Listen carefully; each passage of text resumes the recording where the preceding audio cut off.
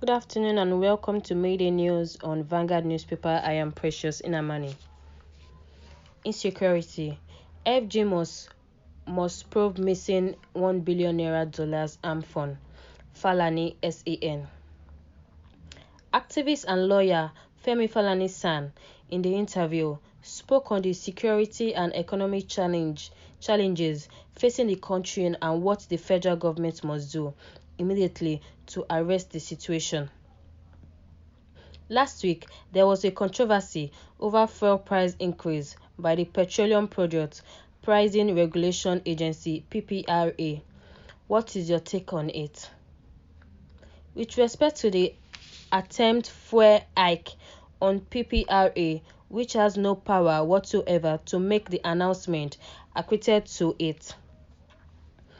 I was made to understand that based on the security reports that Nigeria were supposed to challenge the increase, the government came out to apologize. But as far as I'm concerned, the government is merely buying time because the International Monetary Fund (IMF) has insisted the price of fuel determined by the so-called market force.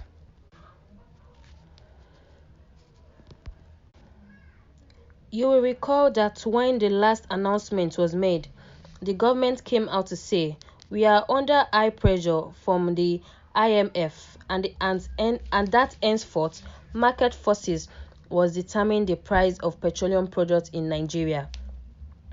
But it appears that the government has realized that untimely it has a factor in sensibility and concern of Nigerians. If the government have thought that with the agreement reached with the Nigerian Labour Congress and Trade Union Congress, there will be no protest in Nigeria, that's no longer the case. As we saw last year, the EndSARS movement did not involve the NLC or the TUC, yet it organized one of the most successful protests ever held in Nigeria.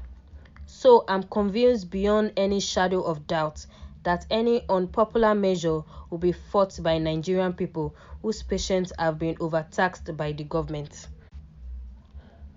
Are you against government bringing back fuel subsidy? You will see I am going to apologize for the irresponsibility of Nigerian government. I am not going to enter into any debate about fuel subsidy. This is the oil-producing country which in the 70s has 4 functional refineries.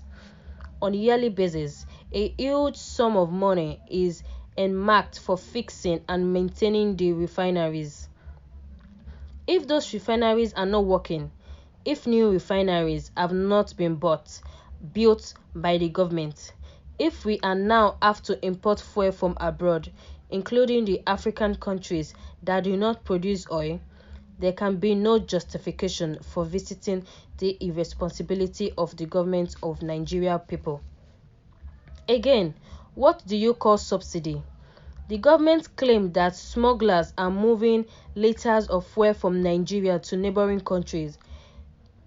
Again, do you blame the Nigerian people?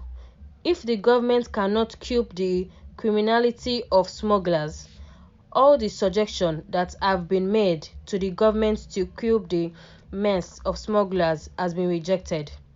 So I cannot offer any apology for the mismanagement of addressing the challenges of supplying fuel of Nigeria. Other oil-producing countries including Angola, Algeria, Saudi Arabia, etc., apart from meeting domestic requirements, are making billions of dollars from exports of fuel. In Nigeria's case, what we are making from the exportation of the crude oil is allegedly spent on importation of fuel. It is a disgraceful act on the part of government. Take the issue of smuggling for instance. I have suggested to the government that merely building mega stations in those neighboring countries and selling fuel at a controlled price, which renders smuggling totally unprofitable. After all, our bank and telecommunications company are operating in our neighboring countries. Why is it so difficult to build mega stations in Benin Republic, Togo, Ghana, and other places? Niger has oil, Chad has oil, and so what is the big deal? I have said it before now. It is not rockstar science to build modular refineries. Within 9 months to 1 year, the government cannot build modular refineries. Can you imagine that? Top officials of government have announced to Nigerians to expect a miracle. When the Dangote refineries commence, the refinery of fuel, isn't that a shame that government is saying that a businessman, an individual, can build a refinery that will refine 6,000 barrels of oil per day, while the government cannot maintain 4 refineries and build new ones? It is not acceptable.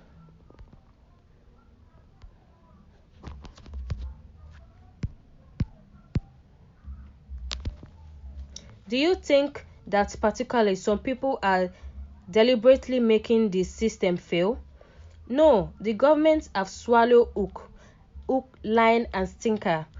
The neoliberal policies dictated by IMF, and the World Bank, which implications have continued to purse the Nigerian people. The government has not been able to confront its imperialist masters, which homegrown ideas in addressing the monetary crisis confronting the economy. If you are following the debate on the National Assembly with respect to the diversion of over 40 trillion by the NNPC between 2010 and 2016, as confirmed by the Auditor General of Federation, they said the money was used to fix pipeline, etc. For goodness sake, there are other scientific solutions for dealing with pipelines in one of the offices of the NNPC. You can install a system that will monitor all the pipelines in the country, but the NNPC is not prepared to acquire the system. So, the 4 trillion naira was alleged to have been spent on maintaining pipelines.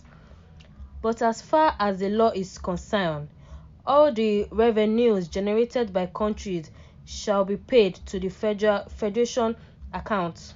The president cannot spend a dime without application. So how can an agency of the government say publicly that they will spend 4 trillion naira without application?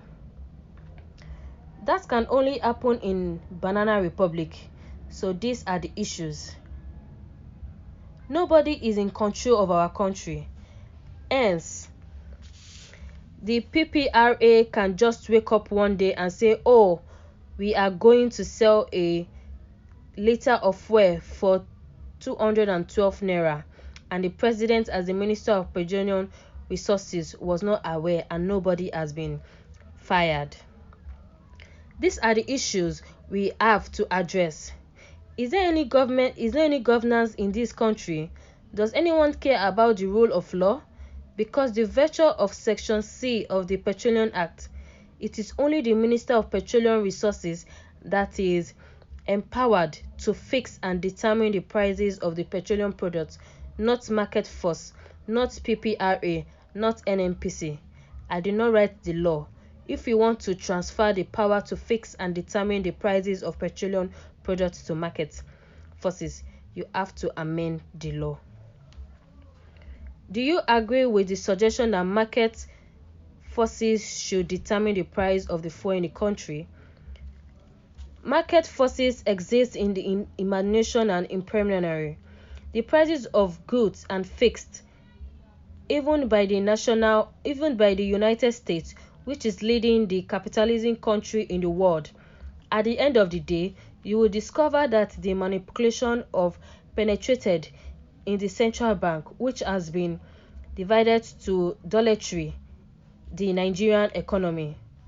So, as far as the country is concerned, There is the Price Control Act, which is imposed on a duty on the government to fix the price of essential commodities in the country. We also have the Petroleum Act, which has imposed on duty on the Minister of Petroleum to fix the price of petroleum products. So as far as our law are concerned, there is no place for determination of price by the market force.